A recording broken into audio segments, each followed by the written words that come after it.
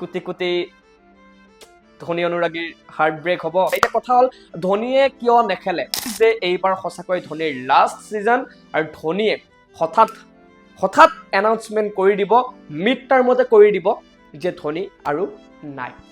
আজিৰ পৰা আৰম্ভ হ'ব IPL মেটচ, অৰ্থাৎ আজি 28 মাৰ্চ আৰু 2x8 কিমান 16 আৰু 16ৰ 1+6 কিমান 7। গতিকে কক থালা ফৰা ৰিজন হয়, নিশ্চয় থালা ফৰা ৰিজন আৰু থালা আৰু IPLত যেন আপুনি বেলেগ বেলেগ কৰিব নোৱাৰে। যিমানে ইচ্ছা কৰক থালা আৰু IPL এটা মুদ্ৰাৰ প্ৰায় পিঠি সিপিঠি। কিন্তু এইবাৰ যেন সঁচাকৈয়ে থালা আৰু IPL পৃথক হৈ পৰাৰ সময় আহি পৰিছে আৰু তাৰে যেন ইণ্ডিকেশ্যন দিছে, তাৰে যেন এটা ইংগিত দিছে CSKৰ তৰফৰ পৰা আজি অফিচিয়েলি কৈ দিয়া হৈছে যে প্ৰথম 2 সপ্তাহলৈ মহেন্দ্ৰ সিং ধোনীক য়েল্লো জাৰ্চিত অন ফিল্ডত 6 মাৰা আপুনি দেখিবলৈ নাপাব।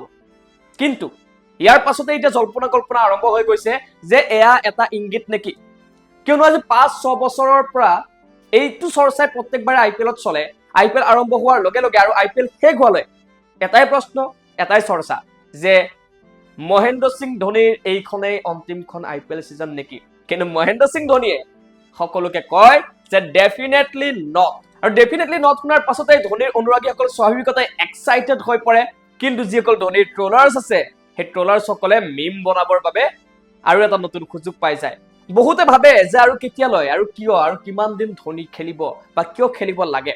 কিন্তু যেতিয়া এইবাৰ অফিচিয়েল ষ্টেটমেন্ট আহি গৈছে যে ধোনী নাথাকিব, তাৰ লগে লগে কিন্তু সকলোৱে অনুভৱ কৰিব আৰম্ভ কৰিছে যে হয়, এজন মানুহক অৰ্থাৎ মহেন্দ্ৰ সিং ধোনীক আপুনি ট্ৰল কৰিব পাৰে, আপুনি মহেন্দ্ৰ সিং ধোনীক বেয়া পাব পাৰে, কিন্তু মহেন্দ্ৰ সিং ধোনীক একচেপ্ট নকৰাকৈ কোনো থাকিব নোৱাৰে। মহেন্দ্ৰ সিং ধোনী অবিহনে IPL কল্পনা কৰাটো অকণমান যেন কৰবাত এটা জটিল হৈ পৰে, কিয়নো মহেন্দ্ৰ সিং ধোনী IPLৰ সেইগৰাকী ষ্টাৰ যিগৰাকী ষ্টাৰ অবিহনে প্ৰত্যেকটো ফ্ৰেঞ্চাইজি যেন আধৰুৱা। নিশ্চিতভাৱে এটা অপ্ৰিয় সত্য। আপুনি ধৰি লওক এতিয়া ৰাজস্থানৰ লগত গুৱাহাটীত চেন্নাই ছুপাৰ কিঙৰ খেল হ'ব, আপুনি ভাবেনে যে ধোনী নাহিলে ৰাজস্থান ৰয়েলছৰ ফ্ৰেঞ্চাইজিয়ে ভাল পাব?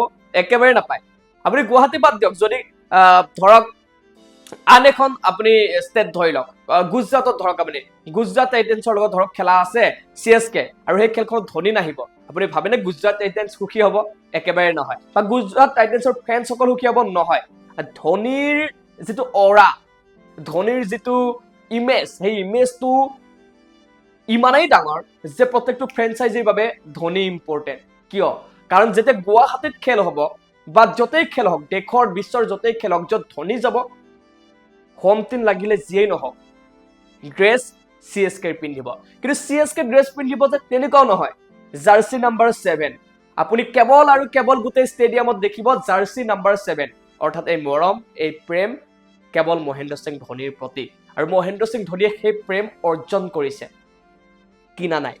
গতিকে এয়া হৈছে মহেন্দ্ৰ সিং ধোনীৰ অৱদান, এয়া হৈছে মহেন্দ্ৰ সিং ধোনীৰ অৰা।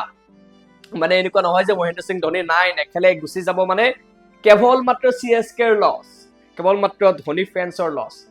এয়া Rajasthan Royals, Mumbai Indians, Gujarat titans প্ৰত্যেকটো ফ্ৰেঞ্চাইজিৰ লছ, আৰু সেই লছ সকলোৱে অনুভৱ কৰে। এয়া অপ্ৰিয় সত্য, এয়া বহুতে মানিব নিবিচাৰে, সঁচা কথা। এতিয়া কথা হ'ল ধোনীয়ে কিয় নেখেলে, বা এয়া কিবা এটা ইংগিত নেকি, বা এই বুজাই দিয়া হৈছে নেকি যে এইবাৰ সঁচাকৈ ধোনীৰ লাষ্ট সিজন আৰু ধোনীয়ে হঠাৎ এনাউন্সমেন্ট কৰি দিব, মিড টাৰ্মতে কৰি দিব যে ধোনী আৰু নাই। কথা হ'ল যে ধোনীৰ যিটো ষ্টেটমেন্ট CSKৰ তৰফৰ পৰা দিয়া হৈছে, সেই CSK ষ্টেটমেন্টত কোৱা হৈছে যে ধোনীয়ে 2 সপ্তাহৰ বাবে চেন্নাইৰ জাৰ্চিত বা চেন্নাইৰ টিমত নাথাকিব, নেখেলে, কিয়নো যি ভৰিত ধোনীৰ ইঞ্জৰি, ভৰিৰ বিষ হৈ আছে, ভৰিৰ মাচুল, বেক চাইডৰ যি মাচুল থাকে ভৰিৰ তলত, সেই মাচুলত পেইন হৈ আছে, যাৰ বাবে ধোনীক ৰিকভাৰৰ কাৰণে সময় লাগিব, সেইবাবে ধোনীয়ে নেখেলে। কিন্তু এয়া এটা ষ্ট্ৰেটেজি হ'ব পাৰে নেকি? এতিয়া ইয়াৰ কিন্তু জল্পনা কল্পনা আৰম্ভ হৈ গৈছে, আৰু অসম্ভৱ নহয়। এইদৰেই টিমে প্লেনিং কৰে, কিয়নো আপুনি যদি যোৱা ছিজনত চাই ঋতুৰাজ গায়কোৱাড ইনজুৰ হৈ গৈছিল, আৰু ঋতুৰাজ গায়কোৱাড সমগ্ৰ ছিজনৰ পৰা বাহিৰ হৈ গৈছিল, সেয়া এটা বেলেগ কথা। কিন্তু এইবাৰ যদি আপুনি চাবলৈ যায়, এইবাৰ CSKৰ সম্পূৰ্ণ টিম ৰণকৌশলে সলনি কৰি দিয়া হৈছে যিটো টিমে এক্সপিৰিয়েঞ্চৰ লগত সদায় গৈছিলে সেই টিমটো এইবাৰ য়ংষ্টাৰৰ ওপৰত 14 কোটি টকাৰে দুগৰাকীকৈ এনেকুৱা আনকেপ প্লেয়াৰক লৈ আহিছে টিমত ইনভেষ্ট কৰিছে যি সপোনৰ অগোচৰ অকল্পনীয় কথা প্ৰশান্ত বীৰ আৰু কাৰ্তিক শৰ্মা দুগৰাকী আৰু প্ৰশান্ত বীৰক স্পেচিয়েলি ৰবীন্দ্ৰ জাদেজাৰ ৰিপ্লেচমেণ্ট হিচাপে টিমত আনিছে 14 কোটি টকাৰে ভাবক আপুনি কল্পনা কৰক গতিকে এইবাৰ গোটেই ৰণনীতি সলনি হৈছে তাৰোপৰি যদি আপুনি এইবাৰ গোটেই টিম কম্বিনেশ্যনটো চাই সেই টিম কম্বিনেশ্যনত মহেন্দ্ৰ সিং ধোনী যদি আপুনি অপেনলি চাবলৈ যায় মহেন্দ্ৰ সিং ধোনী ফিট নহয় এইটো অপ্ৰিয় সত্য এইবাৰ গোটেই টিমটোত মহেন্দ্ৰ সিং ধোনী এইকাৰণে ফিট নহয় কিয়নো আপুনি যদি চাবলৈ যায় যোৱা ছিজনত এনেকুৱা এটা পৰিস্থিতি হৈছিলে যে CSKৰ টিমত যি আছে সকলোকে ট্ৰাই কৰাই চালে এনেকুৱা হৈ গৈছিলে যে আৰু প্লেয়াৰে বাকী নাই যাক ট্ৰাই কৰাব পাৰে কিন্তু এইবাৰ CSKৰ টিম ওলোটা এইবাৰ CSKৰ টিমত ভাল প্লেয়াৰেও বেঞ্চত বহিব লগা হ'ব কাৰণটো কি কাৰণ অপেনিং কৰিব Ruturaj Gaikwad 1 number Sanju Samson 1 number Ruturaj Gaikwad 2 number ধৰিলো অপেনিং জুটি 3 নম্বৰত আহিব কোন 3 নম্বৰ কাৰণে মাৰামাৰি চলি আছে যথেষ্ট আয়ুষ মাত্ৰে উৰ্বিল পটেল 28টা বলত সেঞ্চুৰী মাৰি থৈ দিছে ডোমেষ্টিক সিজন খুব সুন্দৰ হৈছে আয়ুষ মাত্ৰেৰ ডোমেষ্টিক সিজন সুন্দৰ হৈছে যোৱা IPL সিজন বহুত সুন্দৰ খেলিছে কেৱল আয়ুষ মাত্ৰে ODI পাৰফৰ্ম কৰিব পৰা নাই ভালকে কিন্তু সুন্দৰ পাৰফৰমেন্স হৈছে ডোমেষ্টিকত আৰু তাৰ পাছত যদি আপুনি চাবলৈ যায় সৰফৰাজ খান এক্সপেৰিয়েন্স প্লেয়াৰ প্লাস ডোমেষ্টিকত দুৰ্দান্ত প্ৰদৰ্শন দেখুৱাইছে গতিকে 3 নম্বৰ পজিশনৰ কাৰণে চেন্নাই ছুপাৰ কিংছত 3জনকৈ প্লেয়াৰ এতিয়া ৰৈ আছে যুদ্ধ কৰি আছে কিন্তু এজনহে সিলেকশন হ'ব গতিকে উৰ্বিল পটেল আয়ুষ মাত্ৰে বা সৰফৰাজ খান আপুনি কাক বিচাৰে মই বিচাৰো সৰফৰাজ খানক কিয় সৰফৰাজ খানে অলৰেডি বহুত কষ্ট কৰিছে ক্ৰিকেটৰ বাবে কিন্তু সৰফৰাজ খান এতিয়ালৈকে চান্স পোৱা নাই হয় আয়ুষ মাত্ৰে আৰু উৰ্বিল পটেল বহুত সুন্দৰ প্লেয়াৰ সৰফৰাজ খানক চাব বিচাৰে আপুনি কাক বিচাৰে যি হওক 3 নম্বৰত আমি ধৰি ললো যে আয়ুষ মাত্ৰে খেলিব বেক কৰিব আয়ুষ মাত্ৰেক তেতিয়া 4 নম্বৰত থাকি গল আপোনাৰ ডেভেল ব্ৰেভিছ যি জুনিয়ৰ এবি ডেভিলিয়াৰ্ছ বুলি কোৱা হয় এবি ডেভিলিয়াৰ্ছৰ মানে নামেৰে জনাজাত হোৱা ডেভেল ব্ৰেভিছ 4 নম্বৰত আহি গল 5 নম্বৰত আহিব শুভম দুবে সকলোৱে জানে যে শুভম দুবেৰ current form past form Shubham Dube এতিয়া CSK এটা বিগ এসেট গতিকে শুভম দুবে আহি গল 5 নম্বৰত 6 নম্বৰত আহিব থালা ফৰা ৰিজন আহিব জানো এতিয়া সেইটো প্ৰশ্ন হৈ গৈছে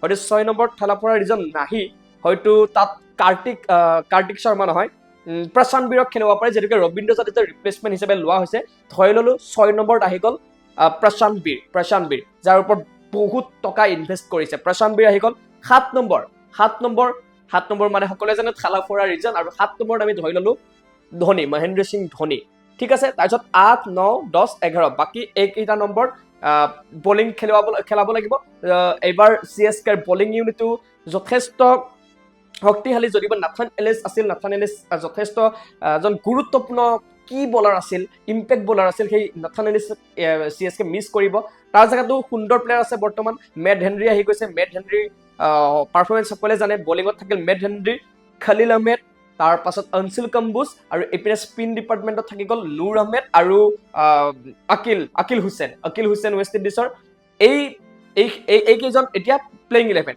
কিন্তু এটা মই কৈছো যে ধোনী কিয় ফিট নহয় যদি আমি গোটেই টিমটো চাবলৈ যাওঁ এটা ইয়াং স্পিৰিট টিম আৰু ইয়াং স্পিৰিট টিমত সঞ্জু চেমছনে এক্সপিৰিয়েন্স আছে আৰু ঋতুৰাজ গায়কোৱাডে কেপ্টেইনচি কৰিব সঞ্জু চেমছনৰ বহুত এক্সপিৰিয়েন্স আছে হেল্প কৰিব পাৰিব কিন্তু ধোনীৰ যেটো নম্বৰ 7 নম্বৰ সেই 7 নম্বৰ যদি ধোনীক নেখেলা আপুনি উৰ্বিল পটেলক খেলাই দিয়ে তেনেহলে আপুনি কল্পনা কৰক গোটেই টিমৰ কম্বিনেশ্যনটো কেনেকুৱা হ'ব কিন্তু মহেন্দ্ৰ সিং ধোনীয়ে যদি খেলে তেনেহলে মহেন্দ্ৰ সিং ধোনীয়ে সকলোৱে জানে যে শেষৰ 6টা বল 7টা বল 10টা বল বা বেছিতকৈ বেছি 12টা বল খেলিবৰ বাবেহে ফিল্ডলৈ আহে তেনেকুৱা এটা ষ্টেজত হয়তো CSK অলৰেডি গেমখন হাৰিবৰ সময়ত মানে অলৰেডি লুজ কৰিয়ে যায় অথবা সেইখন খেল জিকিয়ে থাকে তেনেকুৱা এটা মুহূৰ্তত ধোনী আহে আৰু ধোনী যেতিয়া প্লেইং 11 থাকে তেতিয়া এটা এনেকুৱা এটা হয় ৱৰ্ল্ডৰ হয়তো এইটোৱে first and last franchise CSK যিটো দলৰ অনুৰাগীসকলে 1 number 2 number 3 number 4 number 5 number 6 number 6জন বেটসমেন আউট হোৱাটোৱে কামনা কৰি থাকে কিন্তু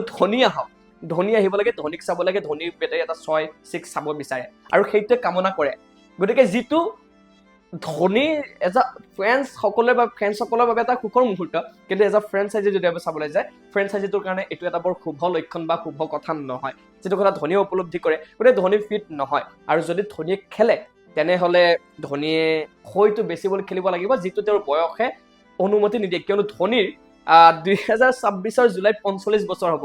আৰু কল্পনা কৰক আপুনি 45 বছৰ বয়সত মহেন্দ্ৰ সিং ধোনীয়ে আজিও ক্ৰিকেট খেলি আছে, IPL খেলি আছে। এইটো মানে এটা অদ্ভুত, অকল্পনীয়, অবিশ্বাস্য কথা, কিন্তু এইটো সত্য। ধোনী সকলোৱে জানে ধোনীৰ ফিটনেছ কেনেকুৱা। ধোনীৰ লগত খেলা যদি ক্ৰিকেটাৰসকলক আপুনি চাওক, সুৰেশ ৰাইনাক ধোনীয়ে ৰিটায়াৰমেণ্ট ল'ম বুলি চৰ্চা চলি থকাত সুৰেশ ৰাইনাই লৈ ল'লে। ধোনীয়ে ল'ব বুলি সুৰেশ ৰাইনাই লৈ ল'লে, পিছত দেখিলে সুৰেশ ৰাইনাই কমেণ্ট্ৰি কৰি আছে ধোনী আজি ক্ৰিকেট খেলি আছে। গৌতম গম্ভীৰ আজি কোচ হৈ আছে। ইফালে আপুনি গোটেইখিনি চাওক, আপুনি দিনেশ কাৰ্তিক আজি ৰিটায়াৰমেণ্ট, গৌতম গম্ভীৰ, চেহবাগ, যুৱৰাজ সিং, মানে ধোনীৰ আশে পাশে খেলা কোনো এজন খেলুৱৈ আজিৰ তাৰিখত ক্ৰিকেটত নাই, মানে খেলি থকা নাই। একমাত্ৰ ধোনী আছে, আৰু ধোনীটো ধোনী হয়, সেইকাৰণে খালা পৰা ৰিজন ধোনী। কিন্তু এতিয়া ডাঙৰ কথা হৈছে যে এইবাৰ সঁচাকৈ ধোনীয়ে ৰিটায়াৰমেণ্ট ল'ব নেকি, বা ইয়াৰ ইংগিত দি দিছে নেকি আল্টিমেটলি, কিয়নো ইতিমধ্যেই অৱশ্যে ধোনীয়ে এইটো কথাও বাৰম্বাৰ কয় যে যেতিয়ালৈকে মোৰ ফিটনেছ থাকে, যেতিয়ালৈকে মই খেলিব পাৰোঁ বুলি ভাবোঁ, খেলি থাকিম। আৰু এইটো চৰ্চা চলে যে 60 বছৰলৈকেও ফিটনেছ থাকিব পাৰে, ডাঙৰ কথা নহয়। তাৰমানে 60 বছৰলৈকে ধোনীয়ে খেলিব নেকি? মাজে মাজে এনেকুৱা মিম ওলাইছিলে যে হুইল চেয়াৰত বহি আছে ধোনী আৰু ক্ৰিকেট খেলি আছে, CSK টিমত আছে। যিহওক এইটো এটা বেলেগ কথা যে CSK ব্ৰেণ্ড ভেলিউ ধোনীৰ ওপৰত। IPLৰ এটা মুখ্য কেন্দ্ৰবিন্দু মহেন্দ্ৰ সিং ধোনী, সকলোৱে জানে। ফ্ৰেঞ্চাইজিসকলৰ বাবেও ধোনী ইম্পৰ্টেণ্ট। এতিয়া যিহেতুকে ধোনী নাহে বুলি ডিক্লেয়াৰ হৈ গৈছে, আপোনাক এটা কথা গেৰাণ্টি যে এতিয়া ৰাজস্থান ৰয়েলছ আৰু CSKৰ যি বাকীকেইটা টিকট আছিল, সেই টিকট চেল নহয়। সেইটো সকলোৱে জানে, এইটো অপ্ৰিয় সত্য। য'ত ধোনী নাযায়, আগন্তুক 2 সপ্তাহৰ বাবে হয়তো CSKৰ হয়তো 4-5খনমান খেল হৈ যাব তেতিয়ালৈকে, আৰু সেই 4-5খন খেলৰ য'ত হ'ব আটাইকেইটা ফ্ৰেঞ্চাইজিয়ে কিন্তু এতিয়া চিন্তাত পৰিছে, বা তাৰে যি টিকেট চেলিঙৰ ক্ষেত্ৰত এটা কি অৱস্থা হ'ব সকলোৱে জানে। ধোনী নাহে, টিকেটৰ চেলিং ডাউন হৈ যাব। গতিকে এনেকুৱা এটা ফেক্ট হয়, ধোনী নহ'লে ইম্পেক্টটো পৰিব। কিন্তু এইটো ঠিক যে ক্ৰিকেট কাৰো পৈতৃক সম্পত্তি নহয়। যেনেকৈ এটা সময়ত শচীন তেণ্ডুলকাৰ আছিল, বহুত ভাল পাইছিল মানুহে, কিন্তু সময়ৰ লগত সলনি হয়, যে ধোনী নাথাকিলে হয়তো 2 বছৰ 3 বছৰলৈকে ইম্পেক্ট এটা পৰিব পাৰে। লাহে লাহে মানুহে মুভ অন কৰিব, আকৌ আঁকোৱালি ল'ব, এইটো এটা চলি থকা কথা। কিন্তু এইটো কথা সঁচা যে ধোনী অনুপস্থিত ইম্পেক্টটো পৰিব, প্ৰভাৱটো পৰিব, লাগিলে 1 বছৰ 2 বছৰ যিমান বছৰলৈকে নহওক পৰিব। আৰু এতিয়া কোটি কোটি অনুৰাগীৰ, ধোনী অনুৰাগীৰ হাৰ্ট ব্ৰেক হৈছে, আৰু হাৰ্ট ব্ৰেক হোৱাৰ কথা। আৰু যদি কেনেবাকৈ সঁচাকৈয়ে এইটো এটা ৰণনীতি হয়, ষ্ট্ৰেটেজি হয় CSK, যে CSK চাব বিচাৰিছে যে ধোনী যদি ষ্টাৰ্টিঙতে যদি খেলে, তেনেহ'লে প্লেইং 11টো CSK ফিউচাৰৰ কাৰণে বনাব নোৱাৰিব। কিন্তু যিহেতুকে ধোনীক এতিয়া ইঞ্জুৰি বুলি কোৱা হৈছে, 2 সপ্তাহৰ ভিতৰত 4-5খন খেল হ'ব, আৰু 4-5খন খেল CSKৰ গোটেই টিম কম্বিনেশ্যনটো চাবৰ কাৰণে যথেষ্ট। যদি এই 4-5খন খেলত এই প্লেইং 11টোৱে যদি দুৰ্দান্ত প্ৰদৰ্শন কৰে, নিশ্চিতভাৱে এটা ধোনী অহাৰ কোনো প্ৰশ্নই নাথাকিব। আৰু তেতিয়া হয়তো CSKৰ টিম ইউনিটে বা ধোনী এনেকুৱা ধৰণৰ এটা এনাউন্স কৰিব পাৰে যে এই টিমটোৱে ভাল বেষ্ট টিম, গতিকে এই টিমটোৰ সৈতে আমি ফাইনেল জিকিম, মই ৰিটায়াৰমেণ্ট লৈছোঁ, এনেকুৱা ধৰণৰ এটা এনাউন্সমেণ্টো আহিব পাৰে। অথবা যদি প্লেইং 11 কলাপছ কৰে কেনেবাকৈ, তাত ধোনীৰ এটা কামবেক কৰাৰ এটা হয়তো ৰাস্তা থাকিব বা বিচাৰিব। কিন্তু লাগিছেতো এনেকুৱাই বহুতৰে যে এটা ষ্ট্ৰেটেজি, যে ধোনীয়ে এনেও বাৰম্বাৰে চৰ্চাটো হৈছিল যে পিকত আছিলে যে এইবাৰ ধোনীয়ে মিড টাৰ্মতে এনাউন্সমেণ্ট ঘোষণা কৰিব। হয়তো ধোনীয়ে এখন মেটচ খেলিও মাজতে ফেয়াৰৱেল হিচাপে খেলি বিদায় ল'ব পাৰে।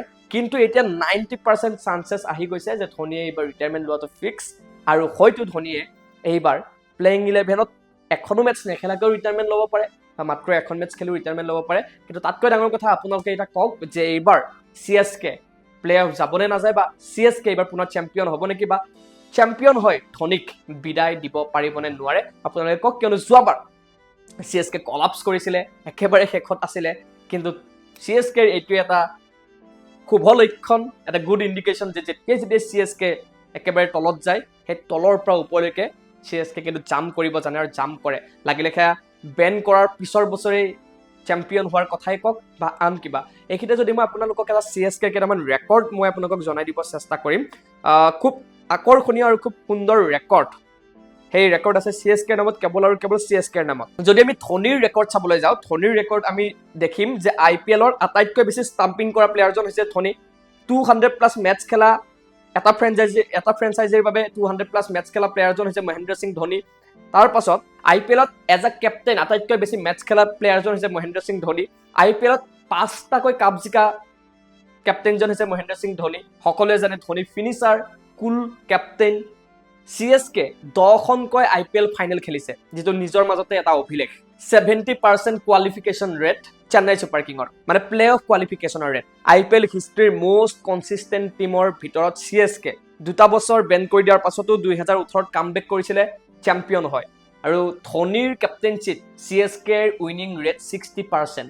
গতিকে এয়া আছিল কেইটামান CSK আৰু মহেন্দ্ৰ সিং ধোনীৰ ৱাণ্ডাৰফুল ৰেকৰ্ড, যি ৰেকৰ্ড ব্ৰেক কৰা ইমান সহজ নহ'ব।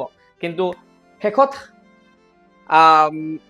অনুৰাগী হিচাপে সকলোৱে বিচাৰিছে যে ধোনী থাকি যাওক, কিন্তু এদিন নহয় এদিন যাব লাগিব। আৰু ধোনীয়ে 45 বছৰ বয়সলৈকে ক্ৰিকেট খেলাটো ডাঙৰ কথা, কিন্তু ধোনীয়ে ৰিটায়াৰমেণ্ট লৈও CSKৰ লগত থাকি যাব, সেয়া সকলোৱে জানে। এতিয়া কি হ'ব আচলতে?